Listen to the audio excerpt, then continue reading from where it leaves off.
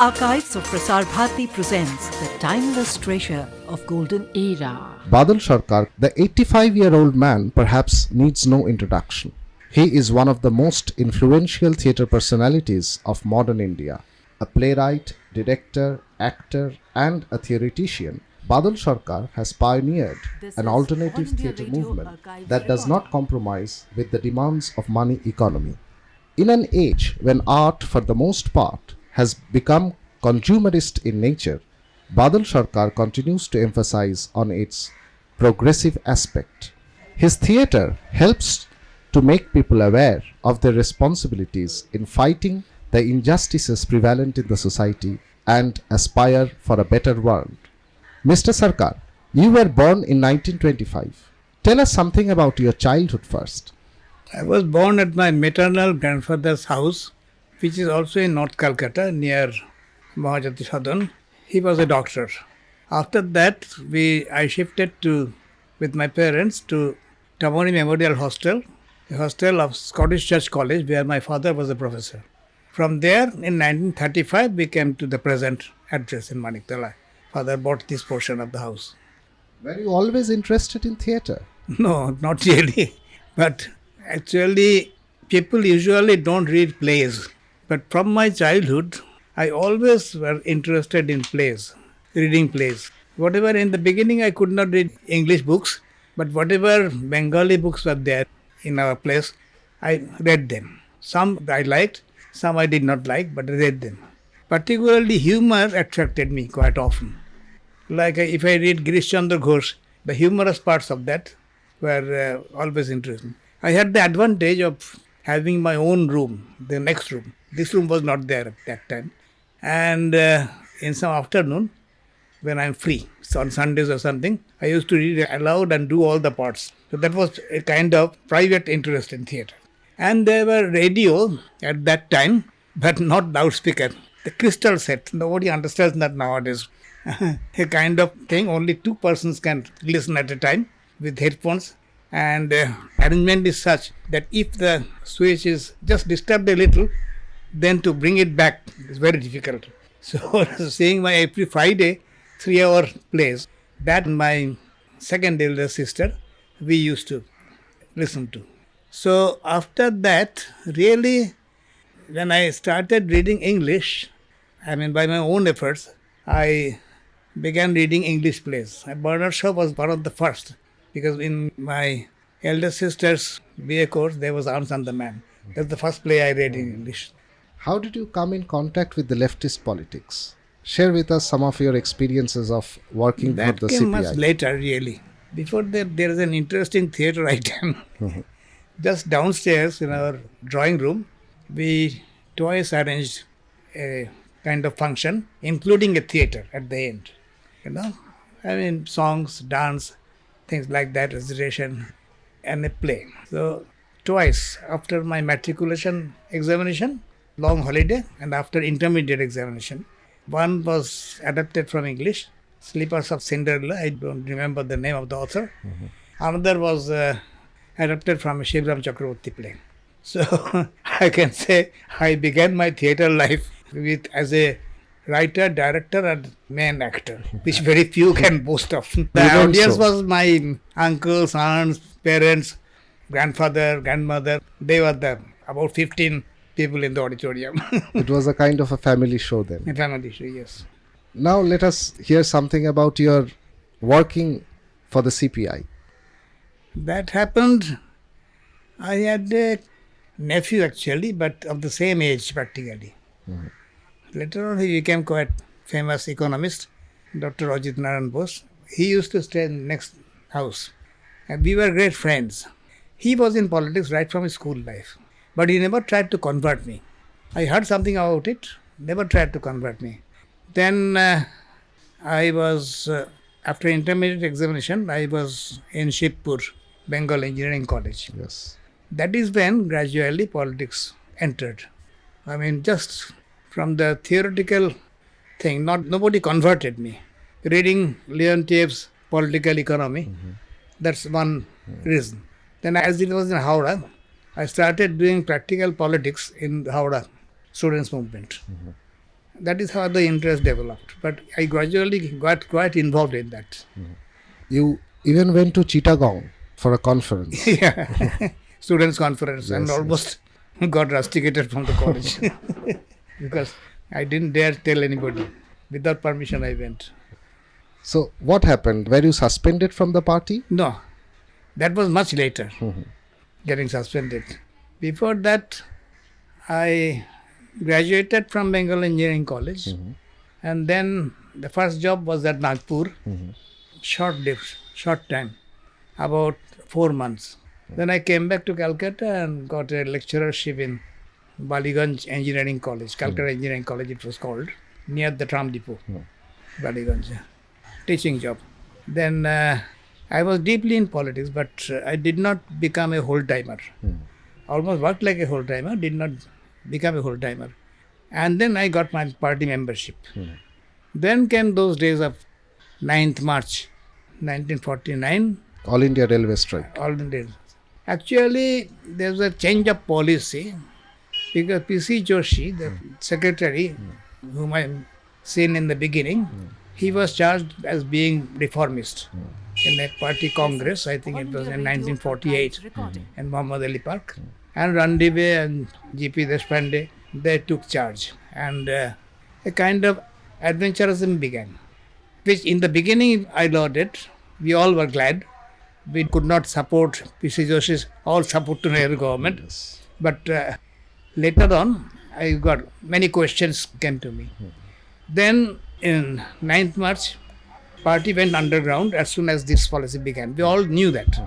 So I had a kind of promotion. I became a cell secretary. Underground means cell secretary. But before I could get contact with cell members, party went underground.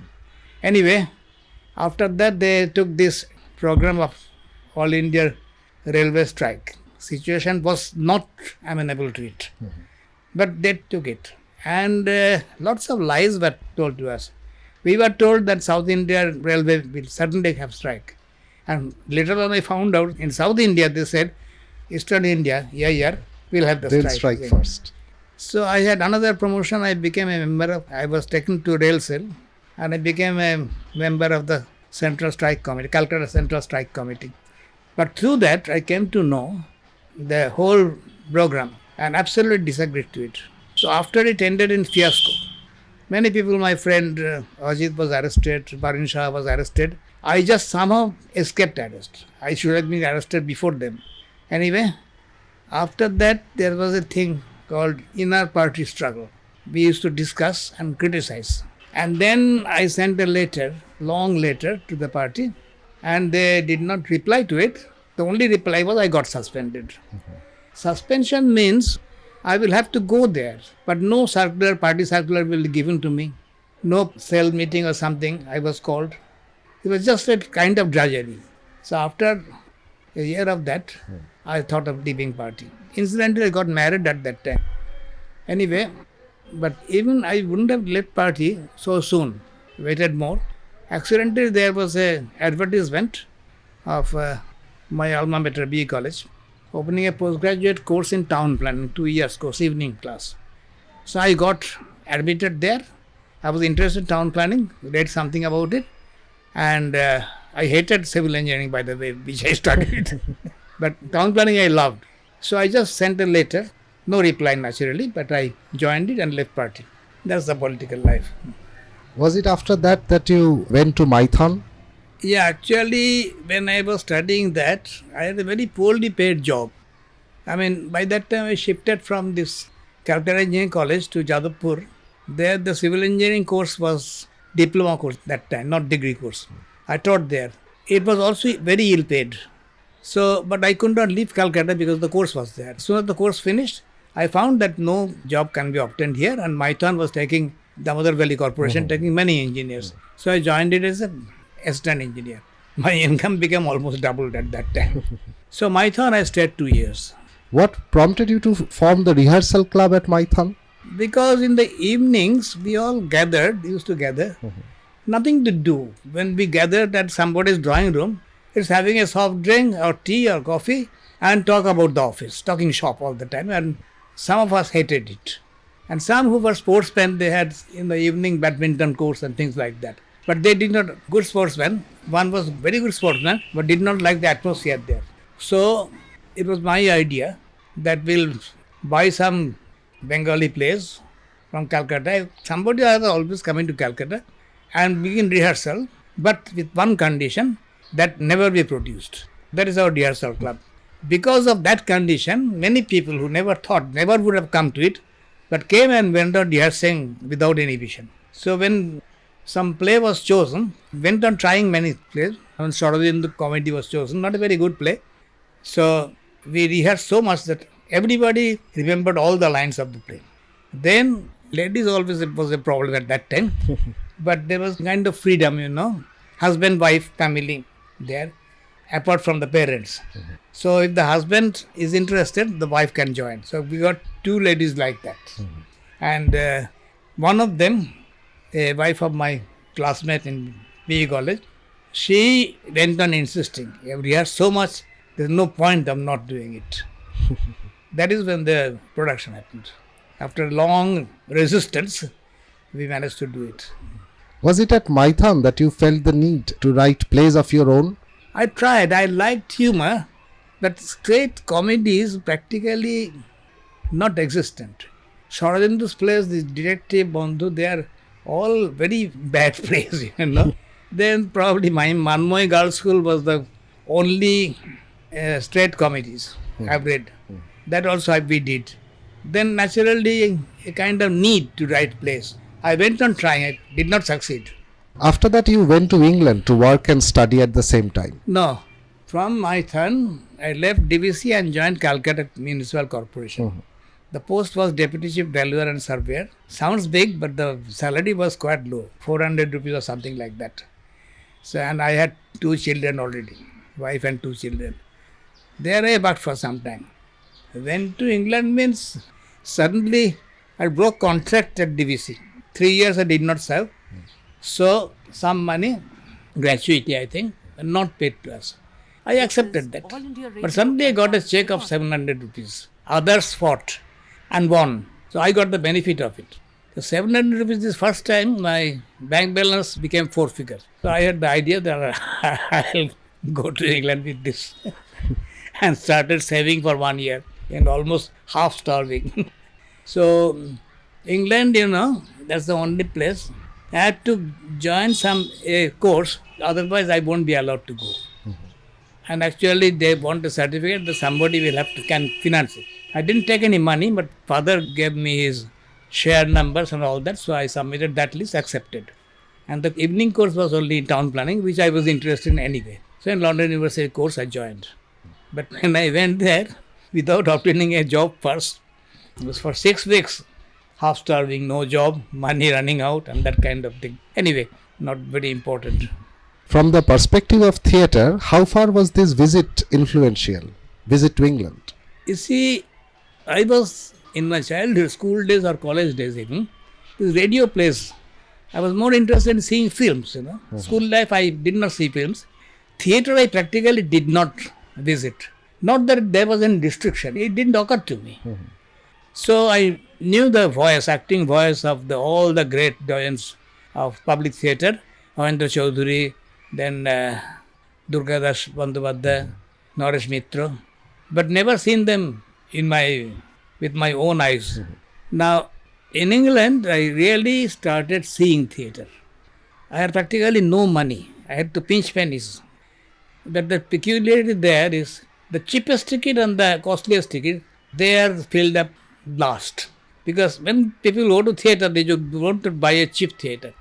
And the costliest theatre ticket is rather Very beyond their means. So I always had this cheapest theatre. So I saw a lot of theatre and really got interested in. They learned a lot from seeing those. Do you remember any particular production?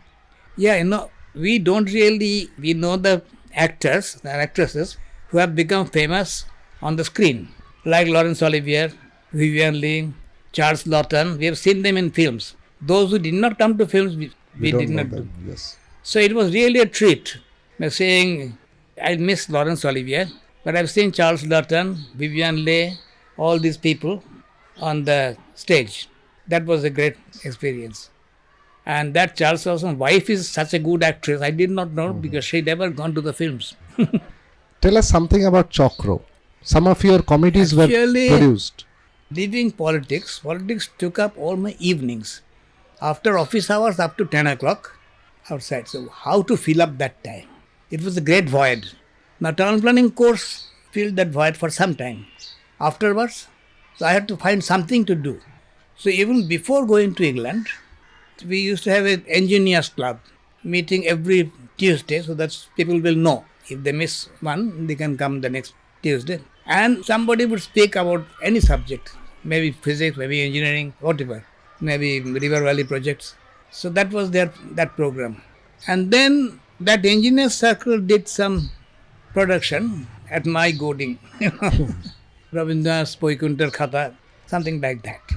Then just gathering some people, not necessarily engineers, and doing a play. No name of the group. So when the production was there, only one production would be there. So we put a name to it, to print the cards, invitation cards, against donations. Next time we did a new name maybe. That is the way we did quite a few theatres. You wrote Ebong Indrajit in 1963. It was vastly different from all the plays that you had written earlier. Earlier, not many plays I wrote. I always preferred humorous plays.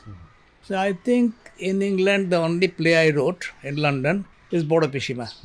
Bodo Pishima is original and first long full-length play. Before that, Solution X was not original, became practically original, taking the basic idea from a film that I wrote before going to England. Then Bodo Pishima. Then after that, I think Shanibar, Ramsham Jodu, this. Ebong Indrajit is written in 1963, but really it was written in 57 to 59 when I was in London. Because I was alone and not only 5,000 miles away, but also 3 years away. In the beginning, I had the idea that I'll work there for 3 years. 2 years for the course and 1 year for practical training in town planning. But I ideally fled after 2 years. Now that is when I had many thinkings come, which are always, suppressed in Calcutta. We get involved in day-to-day problems. But there I had to look back and a kind of philosophy started developing. To make the philosophy clear, I used to write poems. Not for the sake of poetry, but just to clear my ideas. No poem on nature or love or anything like that. Just my thoughts. So all the poems you see in Ebong Indrajit were written in between 57 and 59. Not only one poem, Keno Tumi Hasbe, Keno Tumi Kashbe, that was written for the play. So it was a kind of, I don't know how I wrote it. One poem to another poem, I have to fill up the gap with dialogue. That is how it went on. I was not conscious that it will raise so much response later on. So I read it only, not even produced it. Read only to my close friends. Was it the frustration behind the party politics that prompted you to write Ebong Indrajit? No, it's not frustration. Ebong Indrajit, I don't consider it a play of frustration. It's much more complex than that in a way. But especially my thinking. But there also is history. I mean, after writing 4 or 5 pages, it stopped.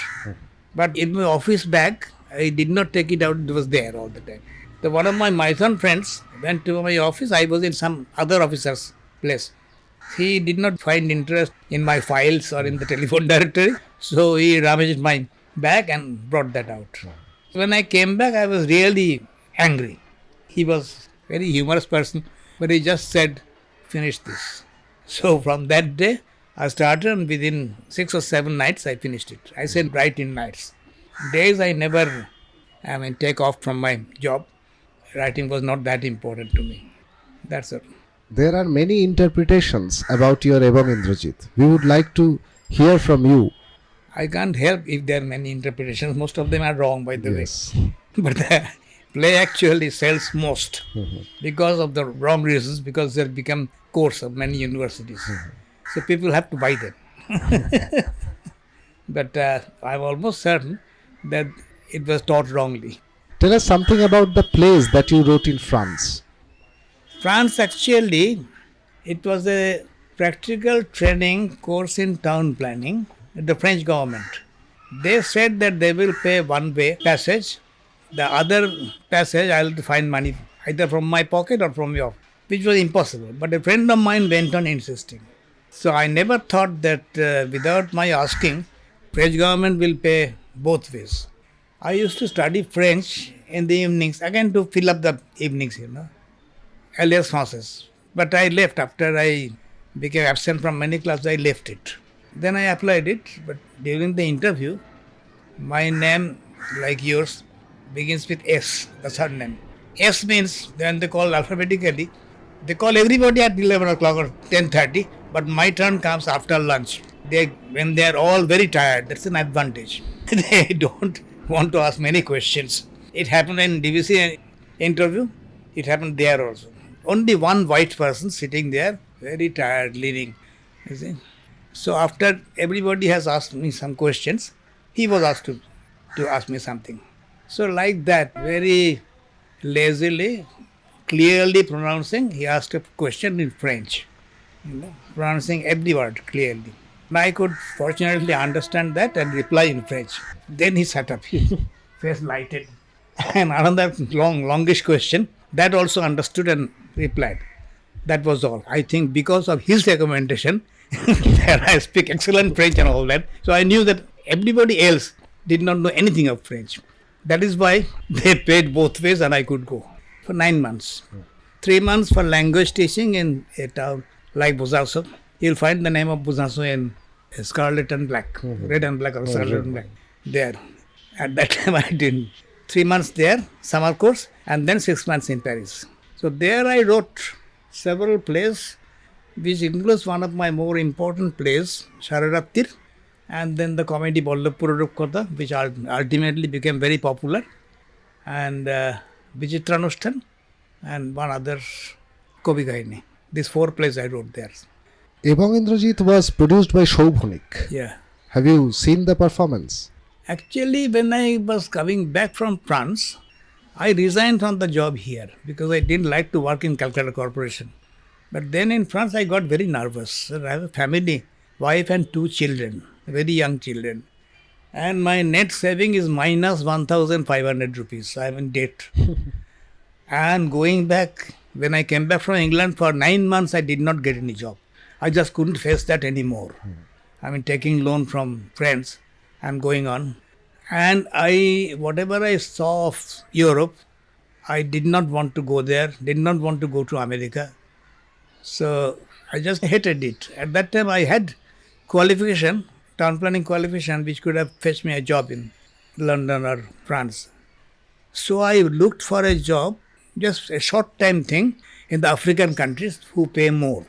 So ultimately 2 offers I got simultaneously. One in Ghana, one in Nigeria, Eastern Nigeria. So I took the latter one. And I came back to Calcutta for their bureaucratic delay. For 4 months, with a appointment letter in my pocket, I could not go. At that time, there was one production of Kobi Kahini by Chakro. Chakro was, because we wanted something to do, Chakro was not a theatre group. After coming back from Britain, it's just a Saturday, used to be half day for everybody at that time. Not like this 4th Saturday, 2nd Saturday thing. So we gathered at about 3:30 and some program was always there.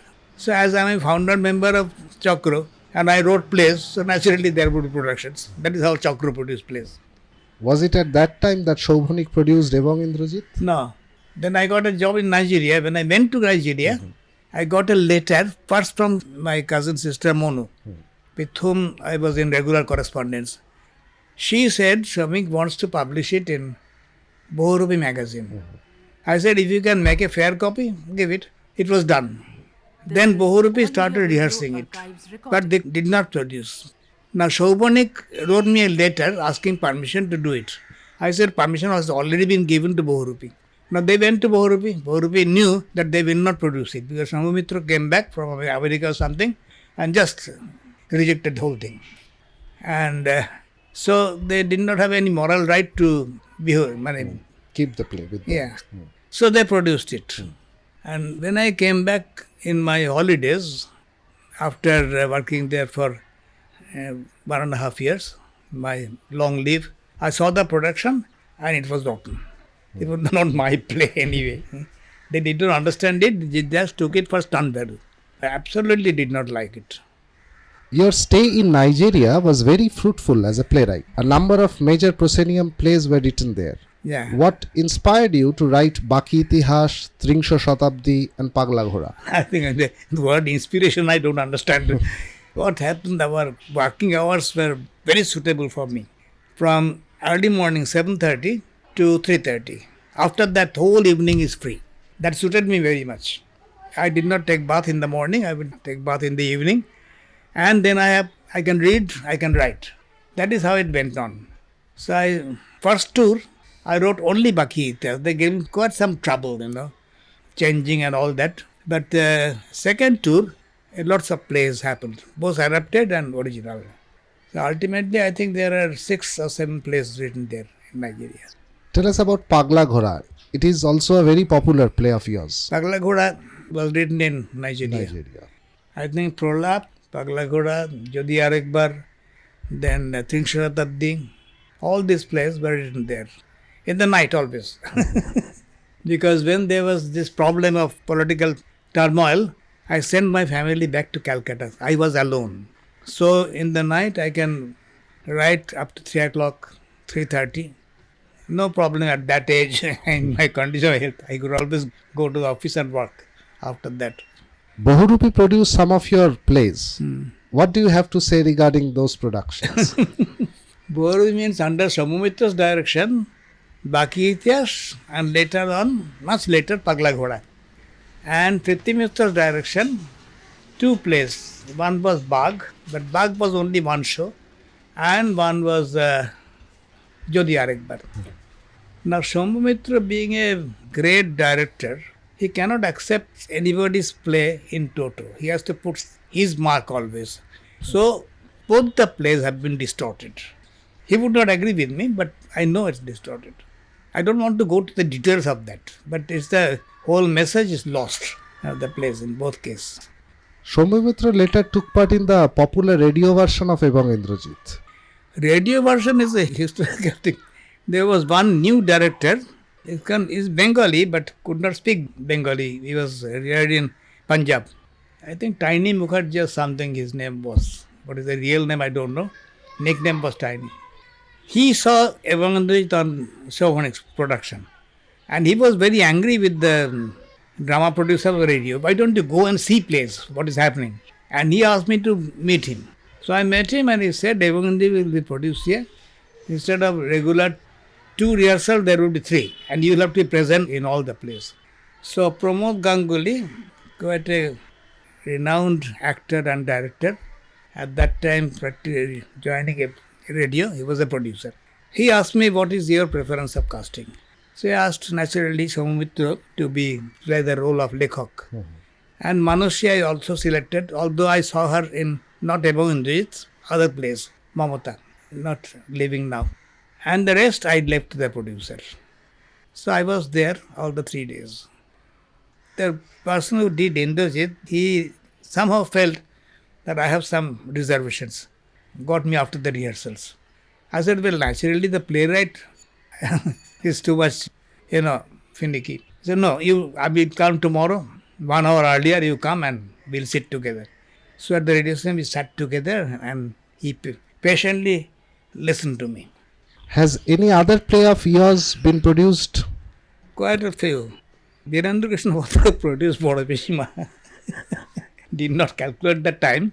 And when I was listening to it, I found that when he found it short of time, the last part he just went on omitting, to making the play useless. And then I think Ramsham Juddha was done, Kobi Kahini was done, Tringsho Shatabdi was done, Bhoma was done. Actually, did you perform in any of those radio plays? Actually, what happened when I listened to it, I found the condition, only 2 rehearsals. Quite often the big stars, they were absent in one of them. And they don't even read the whole script. When they see the lines, if they think it's needs pathos, they put pathos. After some time they find something else is required, they put that. So I started hating it. So I asked Pramod Babu, "Yeah, look, I don't want to be an actor in any other place. But if you can do my play, then I can save at least one role." He said, "But our rule is that you'll have to give a test." I'm ready. If you disqualify me, then it's all right. So that way, I acted in Ramsham Jodu, did Ram, and Kobikaini, I did Shorojit, because the looks are not important in the radio. These two I did. What prompted you to form your own group, Shatabdi? In Nigeria, in France actually, I went on brooding about it, and I wanted to have my own group semi-professionally, paying the actors and all that. That was my idea at that time, immature idea. But I did not do it when I came back from France. That was short-lived. Almost immediately after that, I went to Nigeria. But in Nigeria, I went on. In the beginning, I thought I will, instead of dividing forces, I would join Bharati. He is a great director, and I need experience in directing and acting.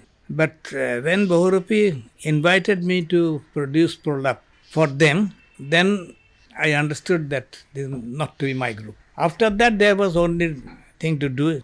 Then somebody who was in Prolap, he also left Bharati, and we two met this Shatabdi. At the beginning, Shatabdi used to perform on the conventional stage. Yeah. Were the productions successful? There used to be only one production usually, or maximum 2 or 3. Costs are heavy. And at that time we sold tickets, a little advertisement and all that. So I can't say they were successful as such. But we could manage to go on with it, Chakra Productions. But Vallabhpure Rupkatha was successful. Actually for many years, the Vallabhpur Rupkatha was in Shatabdi, not Chakra Production. Chakra produced Boro Pishima, Shonibar, and Thana Theke Aschi, an inspector calls from that, and one more, just the Solution X. Chakra produced. And then Shatabdi, their first production was Kobikaini, second production was 2 short plays, Bagh and Vichitranustan. These 2.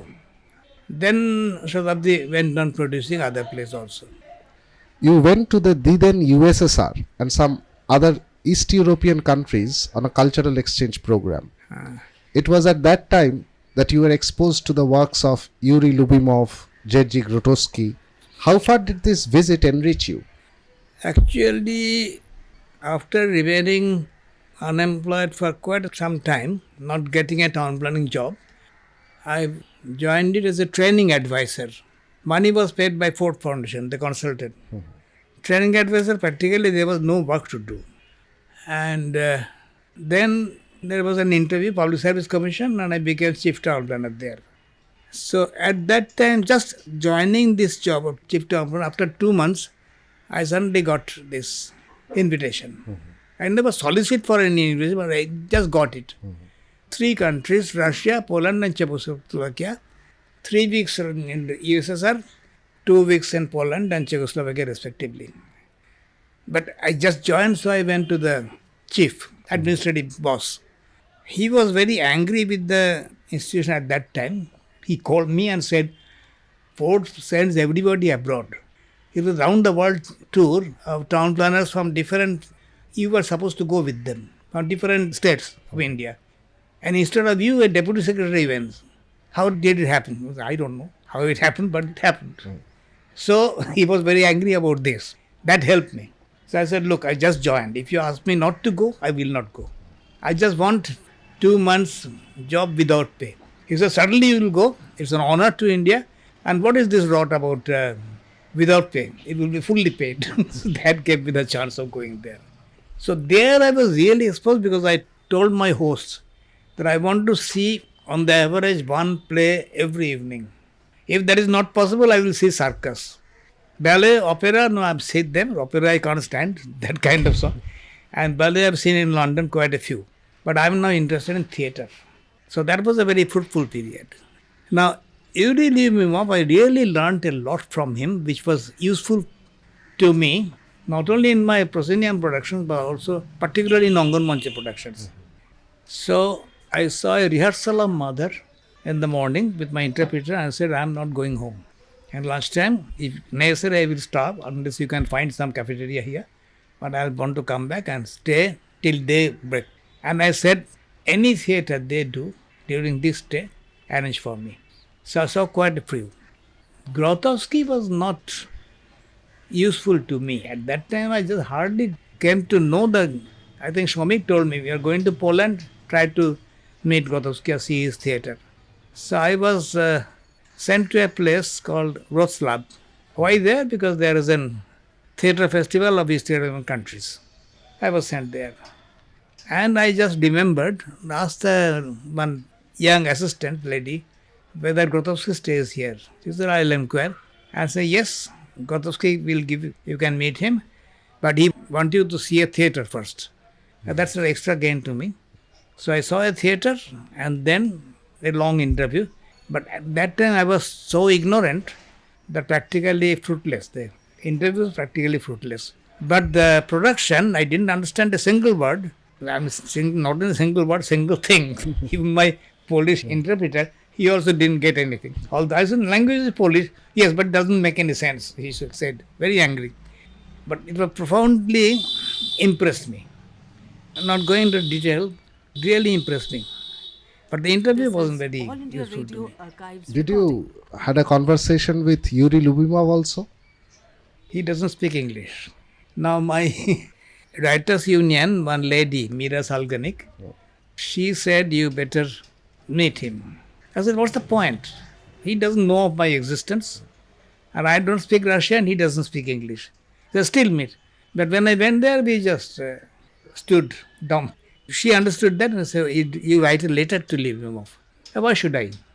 I can learn many things from him, but later, then she told many things about his theatre is so popular with the young people. The authorities don't like him very much. So an appreciation from a visiting person from India would mean a lot to him. So I wrote a letter and she translated it and gave it to him. When and why did you decide to move out of the proscenium and perform at Aanganmanch? That's a very long story. To put it in brief, I was dissatisfied with the proscenium theatre arrangement. Although I've been seeing that. In London, I saw one production in the round. In France, I saw another production in the round. They have a permanent stage in the round. Both impressed me very much. But it was in the back of my mind. From the question of communication, I left it. Because I thought it's actors, performers and spectators. So, if it is all for the spectators, then there should be minimum of gap. But I found the proscenium theatre full of gaps. Gap of distance. For example, everybody is sitting on one side, the last row is far away. If everybody sat on 3 or 4 sides, the last row would come nearer. Gap of levels. Stage is higher, auditorium is lower, balcony is at separate level, separate entrance. And the principal difference is gap of light and darkness. We actors are doing everything for the performers, but pretending, we have to pretend that they are not present. And they have to pretend that they are not present, hiding in the dark. I thought it was not conducive theatre. And a kind of jealousy for the films. Everybody goes to the film. At that time, film tickets were cheaper than theatre tickets. At that time, nowadays. So, that is why we did 2 experimental productions of Sagina Mahato, which we did on stage also, in a small hall, or Bengal Teachers Association hall. And after that, I thought this is the thing I want to do. Then for some time, for 6 months or so, we did both. But then I decided I will not do proscenium theatre anymore. Because by that time, although it's for the point of view of communication, making communication stronger, I found another gain as a byproduct became more important. Now we can do away with all the costly and heavy items like spotlights, sets and all these things, makeup, do away with them. So it becomes flexible, portable and therefore inexpensive. We can carry our own theatre to wherever the people are. Whether there is electricity or not doesn't matter. Whether there's Pakka road or not doesn't matter. So that gave us freedom, and this free theatre concept, that became important. Since then, we have freed theatre, an important art medium, from the clutches of money. The little money that is required, even today, after, I don't know, it's almost more than 40 years, 45 years or so, even today, we do not sell tickets, we just depend on the donation of the people. And it's all right. And when we are invited, Bengali English is called call shows. I mean, we mention an amount. But if they say we can't afford it, then we ask them, how much can you afford? If they say we can't give you anything except the transport and light refreshment, they say, okay, we'll do it. And that is enough for us. We can still survive. Even today we are surviving. You came to know about the works of Richard Schechner and Judith Molina, then Julian Beck in the USA. How far have they influenced you? They came to Calcutta. Richard and his wife Joan. At that time, Joan was his wife. Later on, they divorced. And he came to a stage production of Sagina Mahato. And we discussed on the stage.